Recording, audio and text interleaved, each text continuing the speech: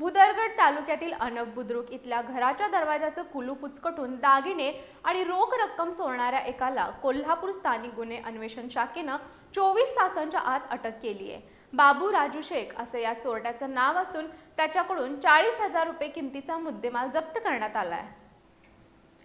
भुदरगड तालुक्यातील अनब बुद्रुक इथं फरजाना फैयाज शेख या त्यांच्या कुटुंबियांसह राहतात। 23 ते 24 एप्रिल दरम्यान चोरट्यांनी त्यांच्या घराच्या दरवाजाचं कुलूप उचकटून त्यांच्या घरातील सोन्याचे दागिने, रोख रक्कम आणि अन्य साहित्य चोरून नेलं होतं। या प्रकरणी भुदरगड पोलीस ठाण्यात फिर्याद दाखल करण्यात आली होती।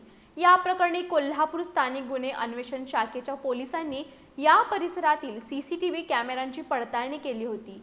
ही चोरी निपाणी इथल्या बाबू राजू शेख यानं केली असून चोरीतील दागिने घेऊन तो कागल ते मुरगुड या रोडवरील पाटबंधारे कार्यालयाजवळ येणार असल्याची बातमी या पोलिसांना मिळाली होती।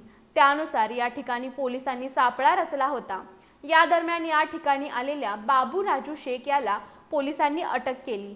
त्याच्याकडून सोन्याच्या बाली, चांदीच्या बांगड्या, ब्रेसलेट, रोख रक्कम, मोबाईल हँडसेट, घड्याळ आणि ब्लेड असा सुमारे 40,520 रुपये किमतीचा मुद्देमाल जप्त करण्यात आलाय। चोरटा बाबू शेख याला पुढील तपासासाठी भुदरगड पोलीस ठाण्याकडे सोपवण्यात आले।